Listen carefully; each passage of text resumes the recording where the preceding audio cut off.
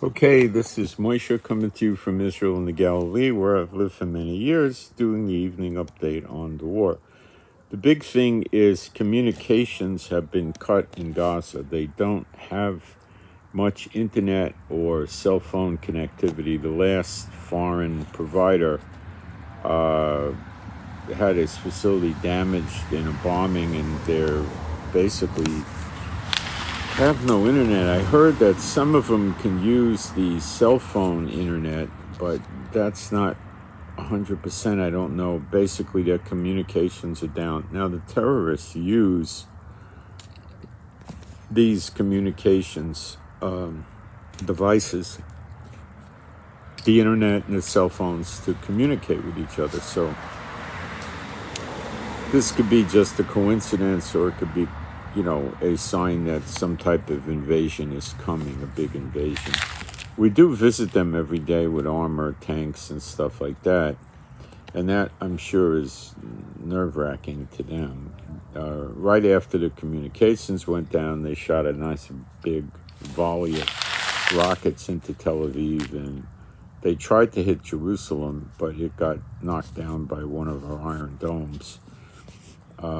The bad news about them hitting Jerusalem is they might eventually hit the Dome of the Rock.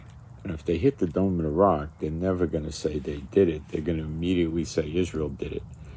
And a lot of the sympathizers with Hamas are going to believe them, and the big countries of the world are going to look at the evidence and believe that Israel didn't do it. It's going to be confusing. There's completely unconfirmed reports or rumors that Turkey is going to enter into the fight in Gaza. Now, I have not gotten this confirmed. I know that Erdogan in Turkey has threatened Israel many times. Many times he said, let's raise a 5 million man army and, just wipe them out. That's a Zechariah 12 scenario. So is this real? It'll come out. I don't know. I really don't know yet, but I heard it. And at this point, I would say it's just a rumor. Erdogan's in NATO, and he has to leave NATO. Well, I'm sure he'll have to leave NATO if he does that. But why they took a guy like that into NATO anyway is a big mystery to me. Think about it, I don't know. I know they want to control the Bosphorus Straits, which Turkey has, to cut Russia off from naval ships going in the Black Sea to the Mediterranean and vice versa. We did some horrific bombings in Gaza, massive bombings. They said they never saw it. The Gazans in social media were saying they never saw anything like this yet. And they said that the day before, and I think the day before that. So it's definitely increasing. In terms of a big invasion, we don't know. We really don't know when it'll come. They keep telling us it'll come. Russia was trying to get into the negotiations for the hostages. So Iran is doing it. Qatar is doing it. Now Russia's doing it. I don't know who else is doing it. America probably, It's not going anywhere. They're saying they're not going to release a single hostage until the attack on Gaza stops. And Israel is in no, mood for that after this mini Holocaust of October 7th. They're not in any position, the Israelis not, doing that. Some Israelis are saying that we have to be slow and cautious on the ground invasion because we want to minimize casualties or have none even, So we attacked them today on 3 fronts, from land with artillery, from the air with bombs, and from the sea with our special forces. And I think they were also, I think they were mostly shooting rockets from naval vessels or missiles, So it's definitely a large scale. All the indications are that it's going to expand. There's no peace talks or, anything going on, and it just looks like it's going to expand.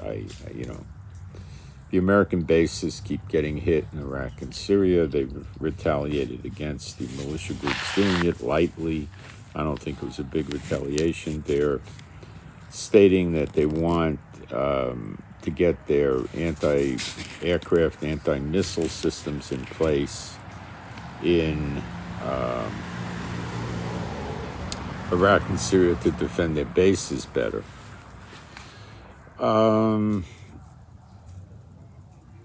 Cargo planes keep coming into Israel. What's on the planes, we don't know. Humanitarian aid keeps going into South Gaza.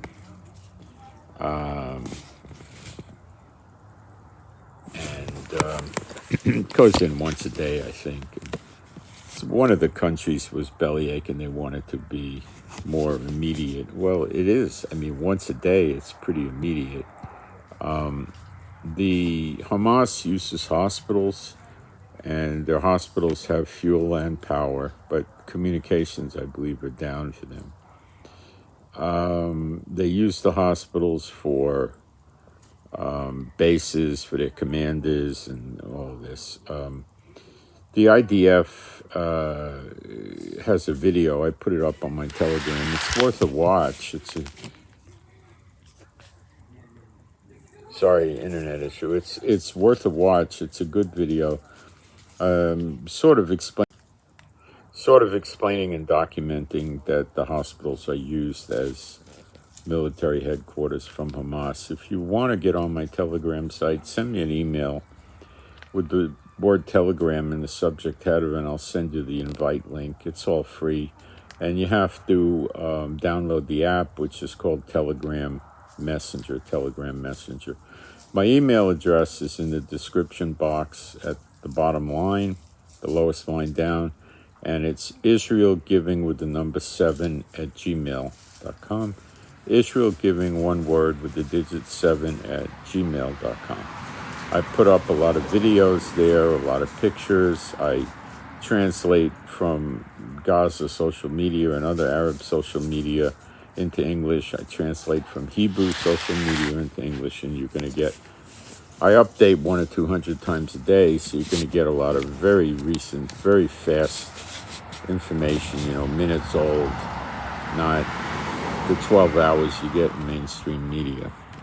And there's a lot of people that are out there, talking about the war that live all around the world, not in Israel.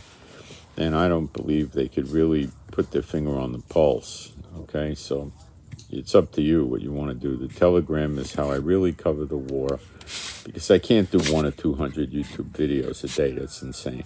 So I do it on Telegram. Okay, and people like it. I've got over 600 followers on Telegram, and nobody's had any problems. There's over 700 million members. They don't have censorship, and it's very, very easy to use. You can put it on your phone, your computer, your tablet, whatever you want. I highly encourage you to do that. But I will definitely keep doing Bible studies on YouTube and keep doing some updates on YouTube. So the big news here is very, very, very large attack on Gaza recently today, and their communications are down.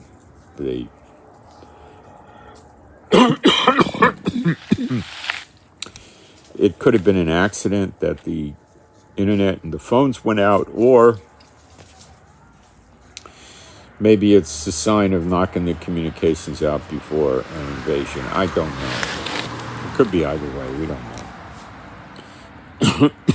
Thank you for praying for me. I'm Moshe, my wife's Rivka. Please pray for us, for our peace, safety, protection, and joy, and pray for our animals and pets that are all rescues for them. And thank you for those giving offerings. Much appreciated. Offering information's in the description box under the video. And I'll keep you updated, intermittently on YouTube. And if you really want to follow the war close, then join me on Telegram, which is, of course, all free. And that's it. And I'm out. Thank you. Oh, I send my Shabbat Shalom to all those who love Yeshua HaMashiach. Thank you.